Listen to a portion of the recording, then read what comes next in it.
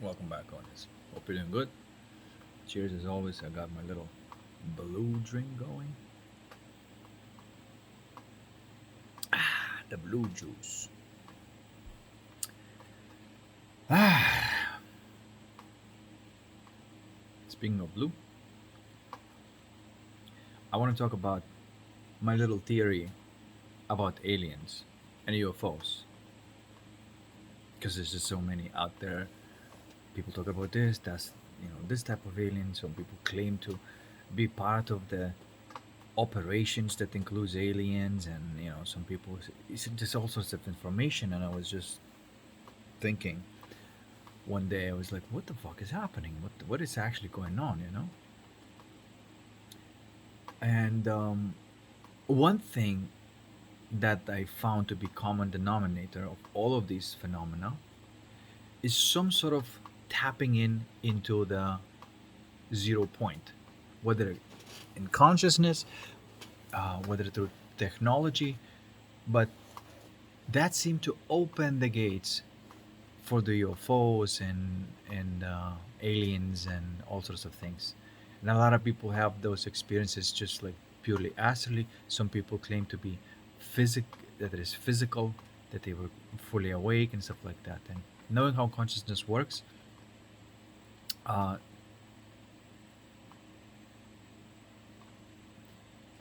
all of these phenomena, at some point, it has to be kind of explained.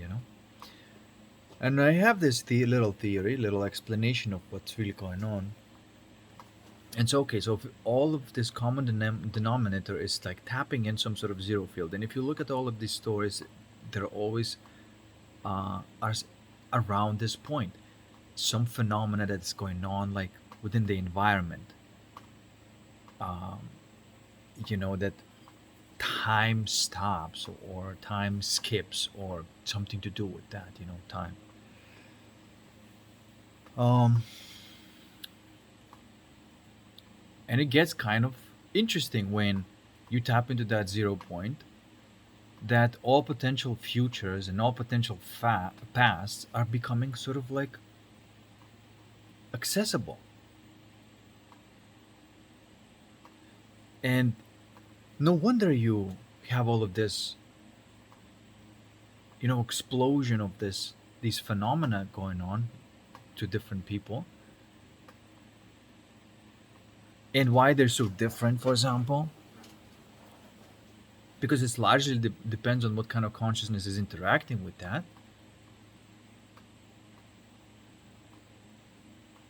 And so I want to look at this a little bit deeper.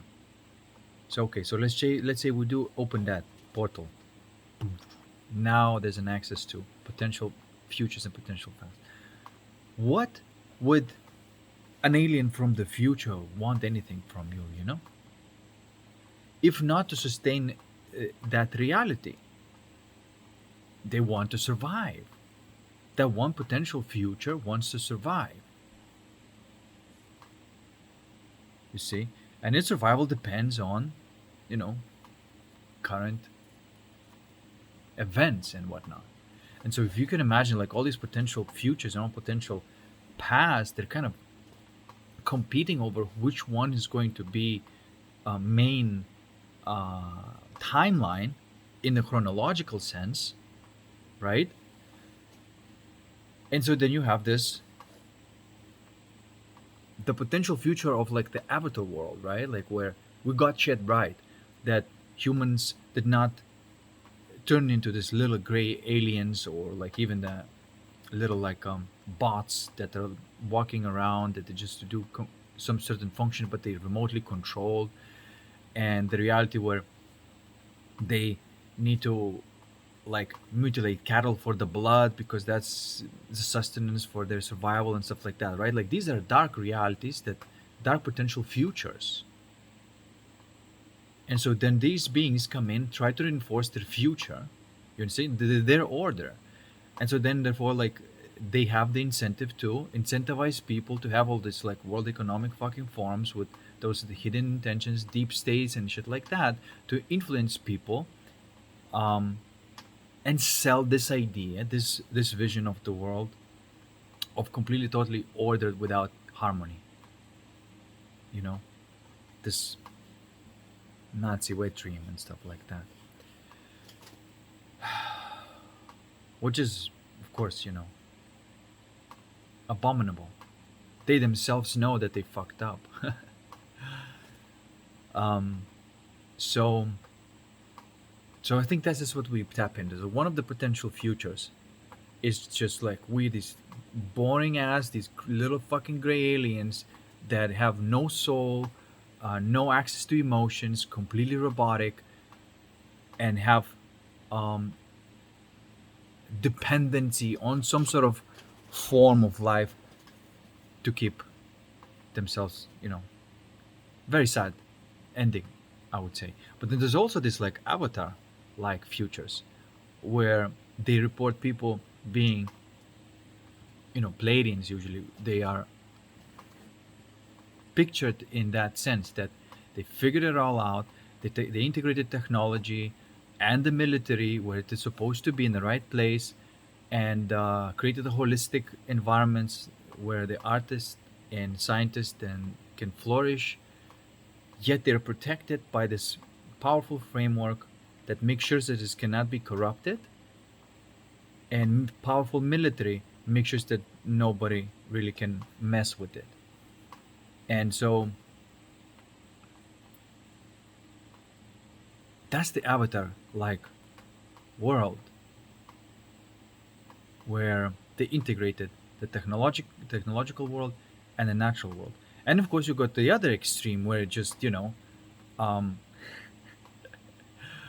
everything's love and light, but they're completely helpless. They cannot protect themselves against, you know, anybody who has military, right? And so you have all of these factions being developed. They say that reptilians are mostly demonic, these gray aliens mostly demonic, that they have this agenda to for their own survival of that particular timeline. They're fighting for their own particular timelines, that's not an ideal timeline, you know. And if we do not choose that, and we do not play in to that type of thing, that timeline will die out, and one of those are going to be the mainstream timelines.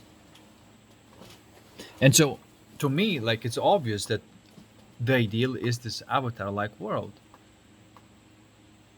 everything put in its right place. Those entities that desire order, they are placed where that order is necessary in the world of machines, but they do not have any jurisdiction in the world of the soul, the relationships, society, social structures, because they are machines. They cannot do that.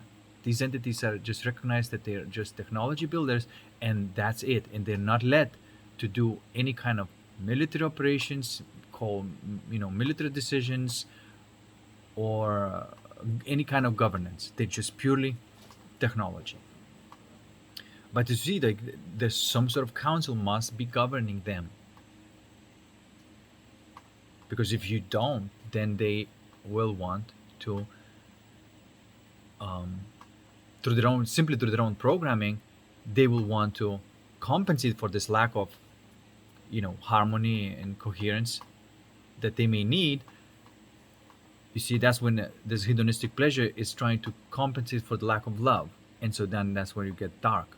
You get like super dark. Then you abuse the innocence, and to get that love, you have to destroy something, somebody.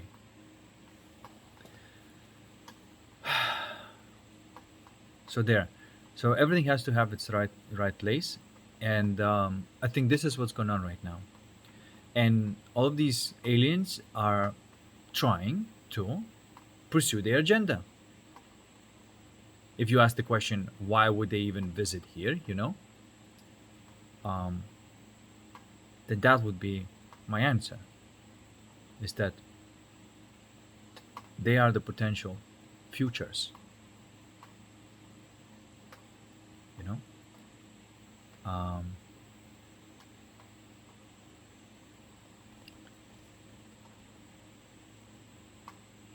and for some, I mean,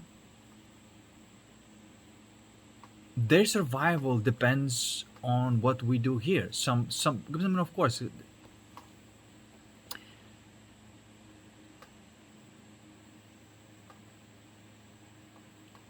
I don't know exactly how it works, but they do have interest on of this particular reality, this particular game to go their way. That appears to be the case. Okay, this is why they corrupt, you know, governments, and they implant ideas in people, um, program people, and if somebody's susceptible to that, then they will respond to that, and it's like, oh, that's a great idea. Oh, yeah, power. Oh, yeah, give me that. That's a great idea. You see, and then of course, very quickly they are gravitating towards these ideas of complete and tyrannical order and some sort of compensating for the lack of love with subduing the innocence and doing some, you know, what I'm trying to say. So, so there's a war for the timeline. I would call it the timeline war.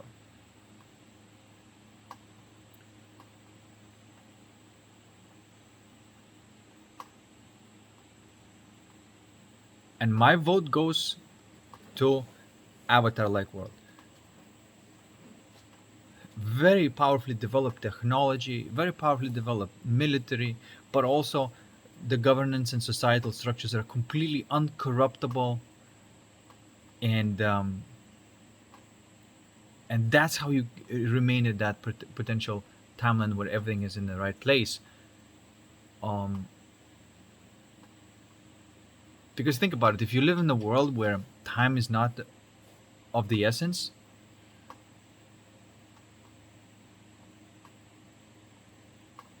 right? But there's some sort of show that must go on, that um, whatever does not get attention withers and dies away, right? So so that's the thing, and that's why it wants to survive. It's sort of like natural for this, but it's not meant to. It's not like you have to destroy it. That's the thing, that um, evil is only when logics is invading, the role of logos. Logic's supposed to remain what it is, but there's supposed to be logos, so for the logics not to uh, have a need to invade logos, right? It's only just compensating for it. So you don't want to destroy that technology and order, and structure driven entities. You want them employ where they belong. And for the lack of logos that they don't have, they have to rely on other beings for the logos. If you give them logos, then they don't have to, mutilate cows and sacrifice children or whatever, the fuck they do. And if you employ them purely for the technological reasons, because it is about technology. Whenever these gates were open, you see that there's all sorts of technological developments that developed, not because people invented all of this. This has all been seeded. You know, this is all alien technology.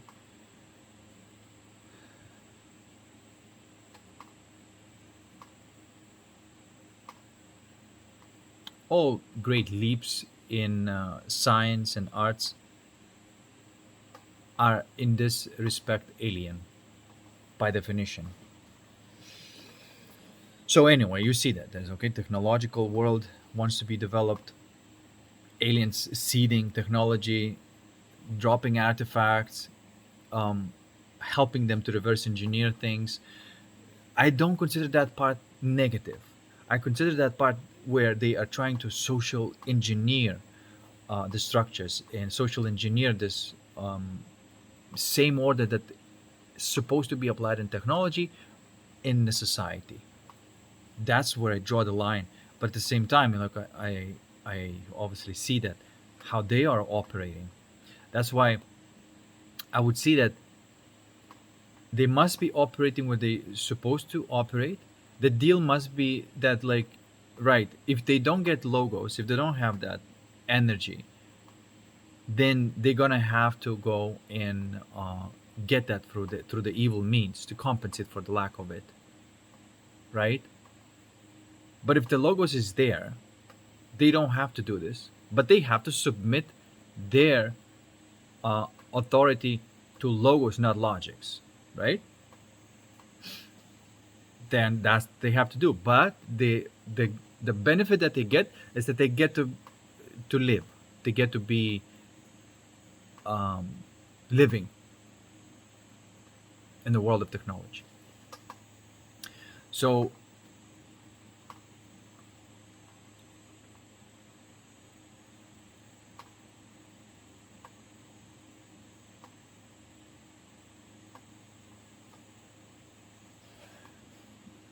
that immortality i- in the world of technology is valid, and that immortality in the world of soul also valid. But you cannot invade each other, right? That's one thing that I've noticed. Like technological immortality is valid, but you cannot. You see, like um, what I'm trying to say that you cannot become a vampire, because that type of immortality feeds on somebody else's innocence. You see, to sustain the immortality of the entity, the being and the entity. So entity abuses the being to become alive, to stay alive, right? And so the conclusion is that being supposed to work on immortality of the soul, an entity is supposed to work on immortality of the mind, and everybody's happy. Being can never do what the technology do. The tree of life can never be the tree of knowledge, and the tree of knowledge can never be a true tree of life. So everybody's put in the right place. And so this is my vote for the potential future.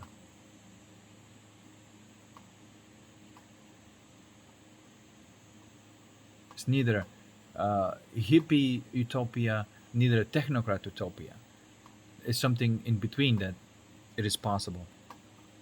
And it's usually depicted by the Fladian, anecdotal stories. If you look at all of these stories, you'll see that, like, oh, these guys got it all right.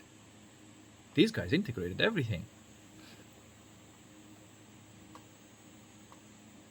And they are us from the future. That's the version of the reality where we got it all right.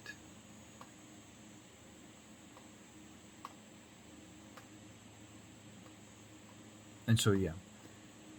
So all of this is the vote. And I really think that depending what kind of entities, well, I mean, UFOs or aliens you are resonating with or interacting with, you're voting for that particular, future.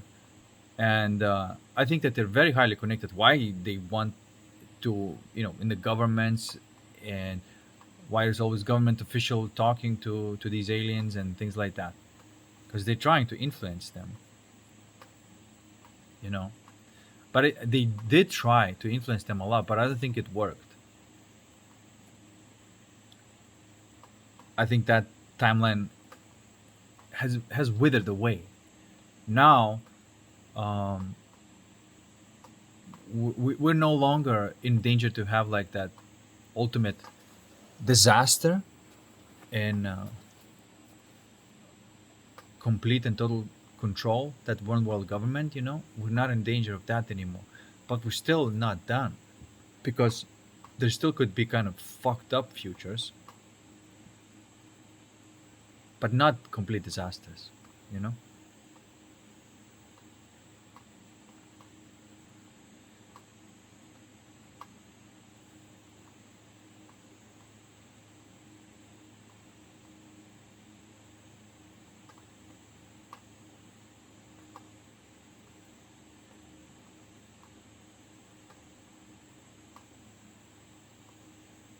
right? I mean, this is what you can see, um, like within your own consciousness. You see, okay, the past, what kind of future is generating, and you can see it's kind of this type of future. Okay, if you dissolve that, then you find another type of kind of feeling, and then that feeling gives you all the insights of how this looks like. It's like, oh, this is the world, this is the life that I want to live. And the same way as happens in your consciousness, I think it happens in the cosmical scale as well.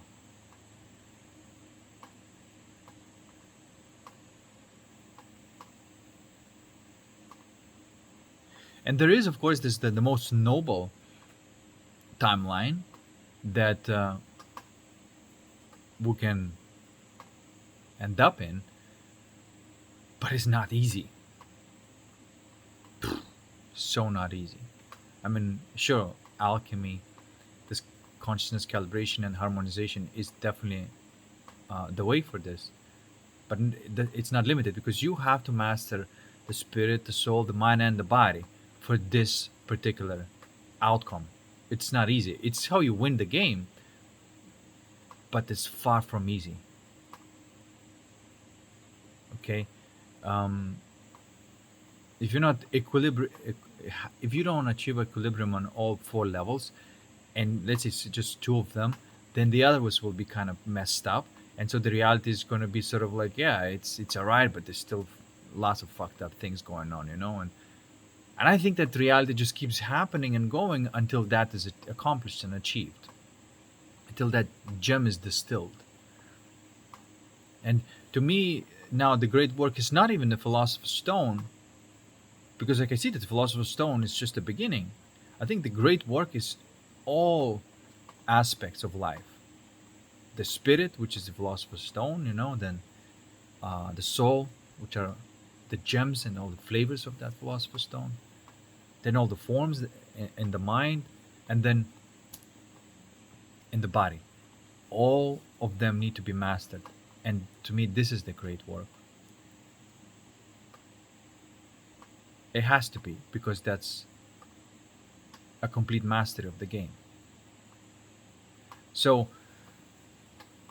I mean, if you do subscribe to this idea, then at least you have a scope and understanding what are we playing for. You have certain type of, uh, uh, guide of what's the point of life. And it's not that you have to get there, because like, no, you just figure out like, oh, that's the game that we're playing. All right, cool. That's the game that we're playing.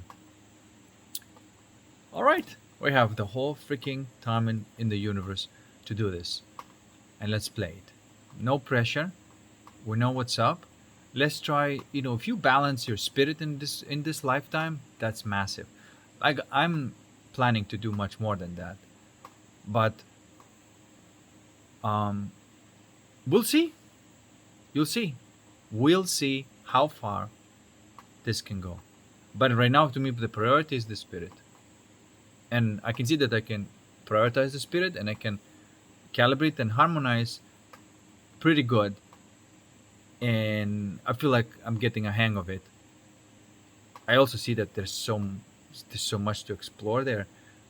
But I think these are the two things I can definitely get the hang of.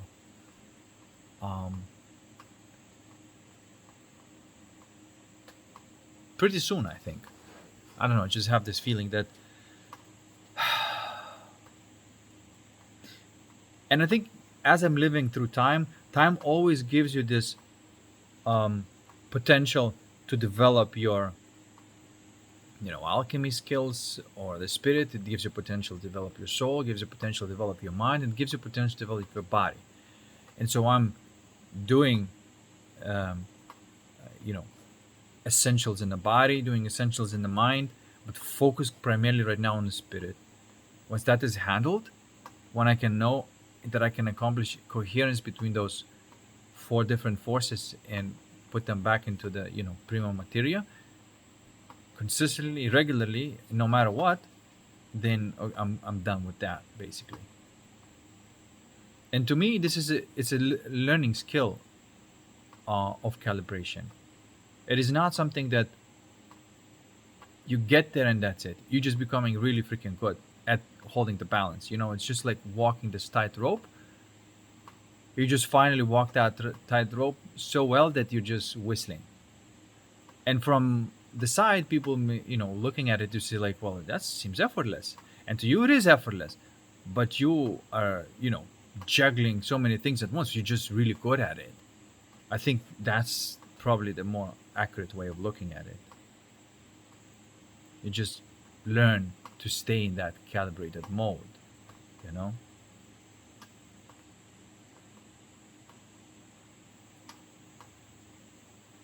And then mastering invoking all the states, like this, like vibrational states, which are feelings that are necessary, like in your relationships, you know, and so on.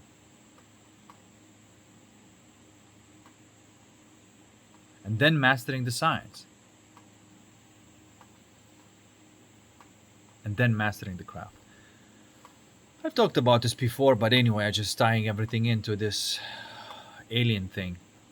And if you tapped into that ultimate future where you end up being that, then that's the that's the that's the beings that you're going to be, beings and entities that you're going to be related to by definition. Because if you tune into that frequency, if you harmonize that, you are in touch with all those beings from the future, so to speak, right?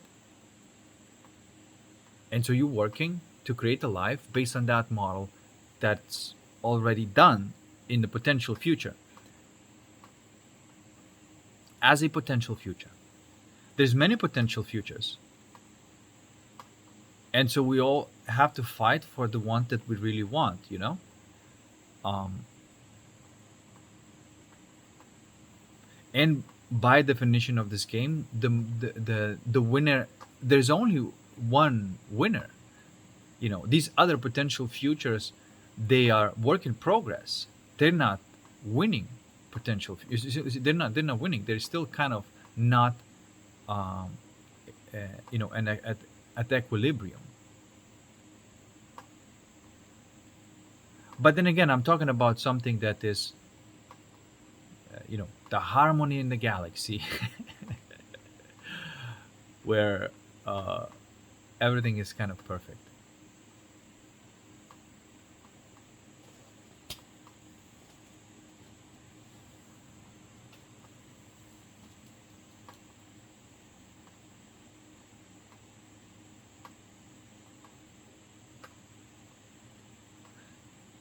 I don't consider that perfect because things are not perfect. It's just that you, or as a civilization, you become so good at dealing with that.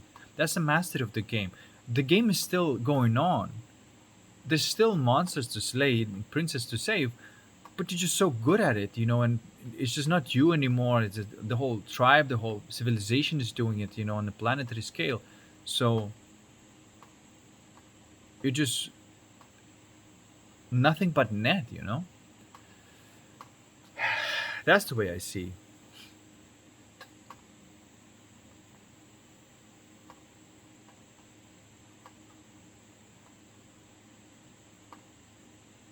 If you get to that point where you're so, like the entire civilization is so dope, MVP, man.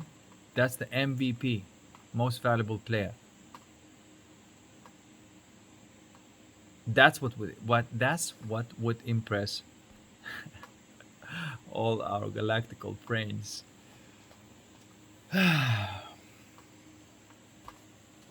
So that's the big picture.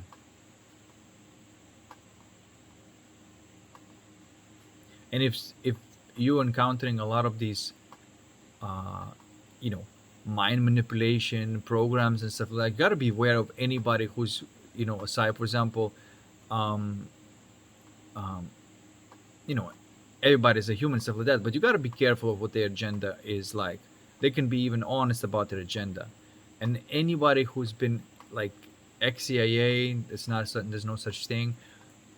Anybody who did mind programs, hypnosis, especially. Uh, Beware of that. Hypnosis can be a very beneficial thing, but it can also be, you know, uh, a side weapon. Okay, and so these there was a game, XCOM. It's called, and it still is, but now it's a new version. But it was like back in the day in the '90s. It was an awesome game when it came out, and they had this capacity to psi attack the soldiers and these little gray aliens. Um, they were just psi attacking and programming and controlling the mind. And this is what's going on here. Like people who do not have the defenses against that are implanted with these ideas and programs, and they think it's theirs. And then, if it's a strong program and strong, they would risk their life to defend that idea, that agenda, that they don't have any real affiliation to, but they're very suggestible. And if they have a lot of wounds, it's very easy to suggest that as a solution to your suffering. Go, die for the cause and shit like that, right? Or whatever. That's programming. And if you ask like where this program is coming from, it's coming from the aliens. That's where it's coming from. Aliens are trying to keep their timeline alive.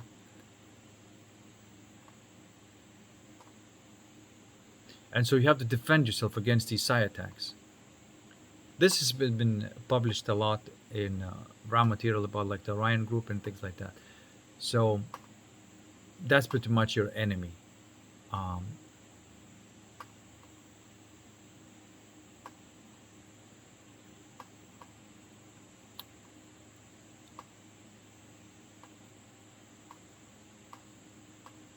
and you got to be completely immune to that. And they try to, you know, pull you into this. They attack you. They think it's a good idea. They tempt you. Like, oh my God, like with the lust attacks and all this other stuff. I know all of these tricks.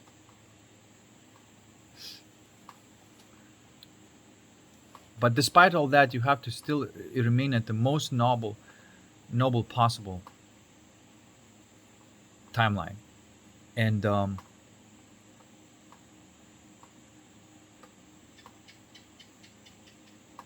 like I do feel it within myself that some of them they just like poof, and I will never be able to go back to that. Like I won the battle against this attack, and some of them still kind of make me slip up a little bit, and but I will never go back to complete darkness, to be complete evil like that. That is done. I was tempted by it. I saw it.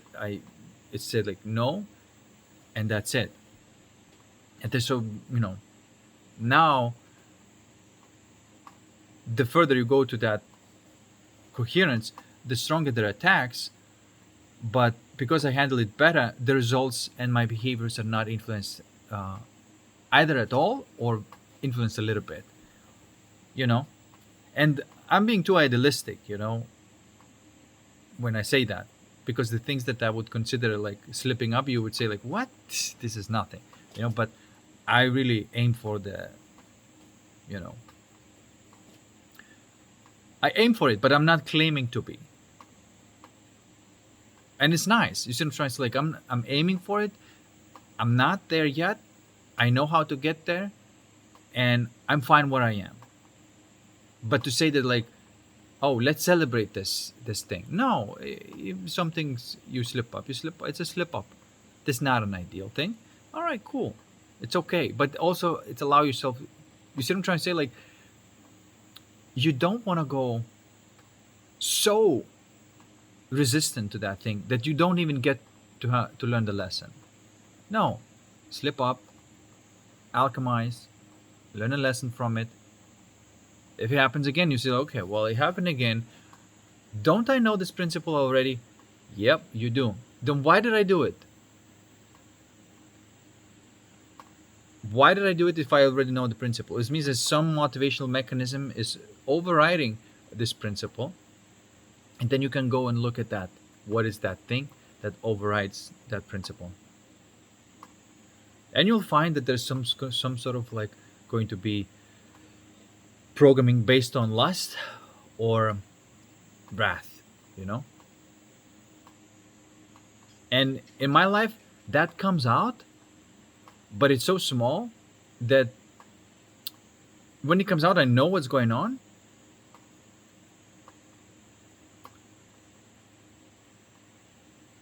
And I know how to correct it.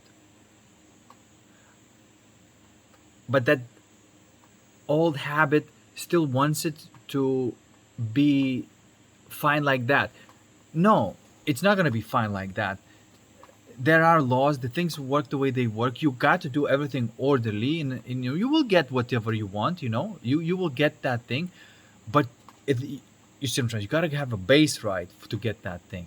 But if you just go for it directly and you see like, oh, I went for it directly and I skipped all these different steps over here, and this is why I consider this a slip up. Okay, so I'm not gonna go this directly. I'm gonna follow those principles, and then you follow those principles. And yes, I totally understand. Sometimes, like, it's not easy. I'm trying to say, like, it's not easy. That's why I have no judgment for anybody slipping up, but I do have discernment to anybody who um, double down on that slip up. That's the difference. You see? She's like, you know, you see, like, yeah, yeah, I fucked up. That was okay. This is now my best, according to my best principles. I fucked up. All right, cool, fine, perfectly normal. But if you're like, no, yeah, yeah, you fight that, and you just want to double down on it, okay, all right, go ahead. Then you are not on my team, and you're very likely going to be on a dead timeline.